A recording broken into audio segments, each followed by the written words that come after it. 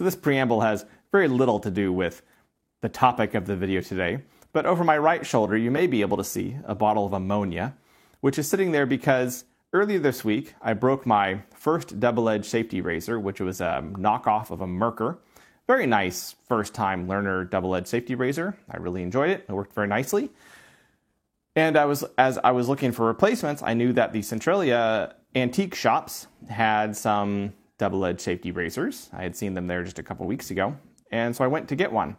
And I purchased one that appeared to be in good condition and had the right features I needed. And as I was looking up to try to identify it today, I learned it was a 1930s era Gillette new double-edged safety razor, an open comb model, for those of you who know.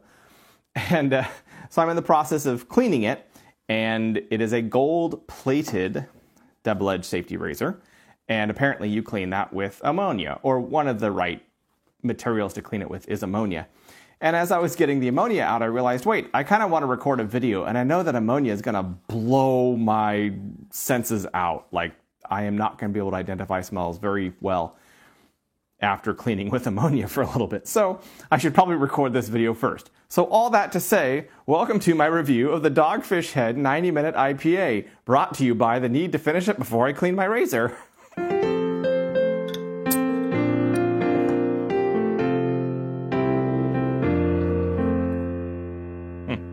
Dainty pour. So Dogfish Head's 90-minute IPA is an Imperial IPA. I believe Esquire magazine noted that it is one best enjoyed from a snifter, so I have the right glass for it. You know I always use those, or nearly always use these. But this is known for being a particularly well-balanced Imperial IPA. This is not my first one ever, and I agree that it is well-balanced. Just pouring, just the nose, like even down here, it's beautiful, it's floral, definitely to the floral side, rather than the resinous hoppy side or resinous piney side. A little bit of citrus in there, but there's also a distinct malt character still standing up. And that's one of the things I appreciate about Imperial IPAs is that the malts necessary to produce the higher ABV often stand up very nicely to the extensive hopping. There is a 60-minute IPA, a 90-minute, and there's also a 120-minute. I don't think I've had either of the others, but I'm looking forward to trying them at some point. I believe the 120-minute IPA is not always the easiest to find, whereas 90-minute, the sweet middle ground, is relatively easy to find, and so I found it. So yeah, floral, citrus, malty.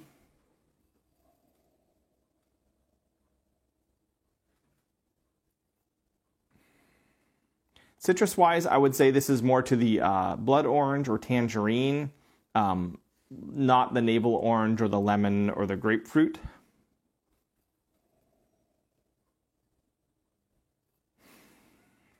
There's perhaps some roses in there to the flowers, but then also kind of like a meadow of like spring flowers kind of thing. But perhaps that's just on my mind because recording this, I'm looking out onto my own front meadow-ish, and looking forward to the flowers that will be filling it in the next month or so here. Yeah, it smells really good. It smells inviting. It smells of good things to come.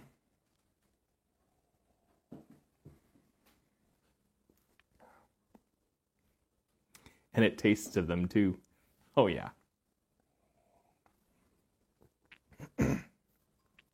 So, there is an effervescence to it, which might be not obvious considering the head isn't the most, it's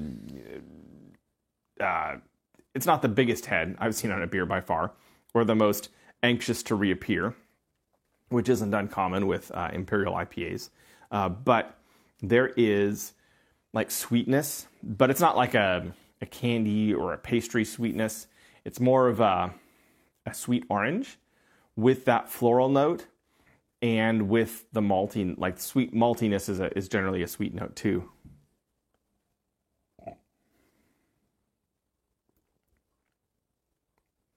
There are some powerful flavors in here, but they take their time and they play nicely together.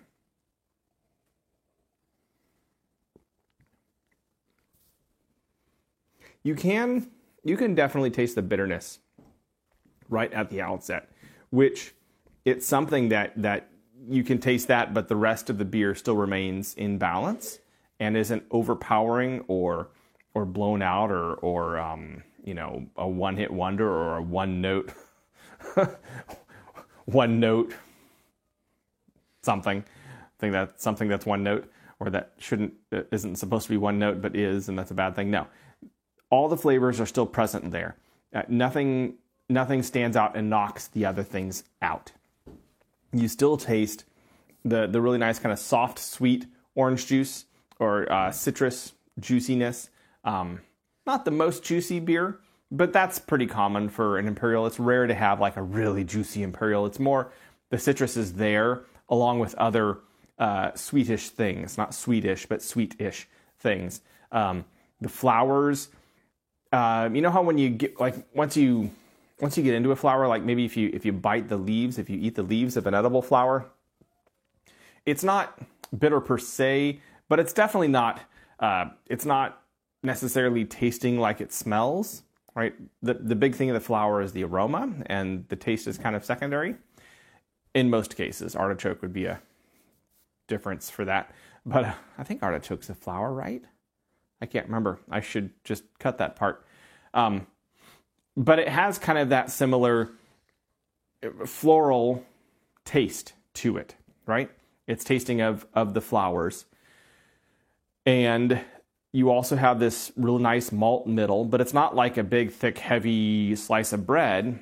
It's just this nice, comfortable, very present, but not overpowering, malty middle. And then as that fades, the bitterness comes on, and it's a very nice, like it's a high level of IPA bitterness. This beer keeps IPA lovers happy for good reason.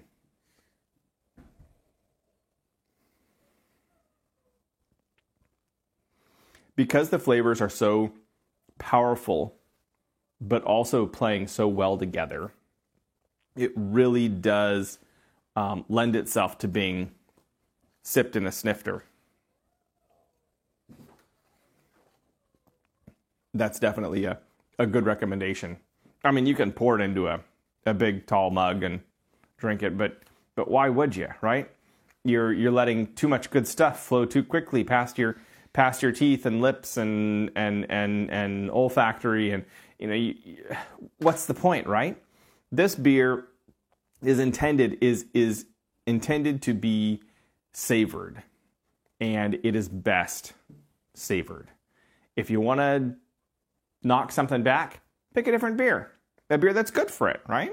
Pick another good beer.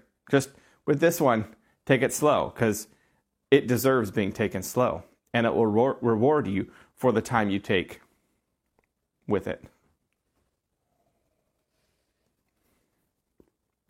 If you can't tell, I am really enjoying this beer.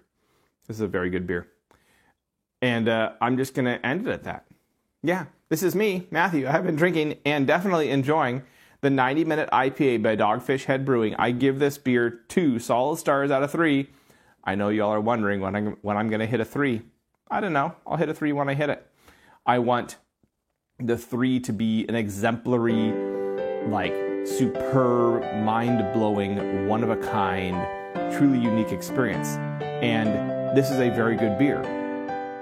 It just isn't a 3. Yeah, that's all. It's a 2. It's a good 2. And I'm going to leave it at that. I will catch y'all on the flip side.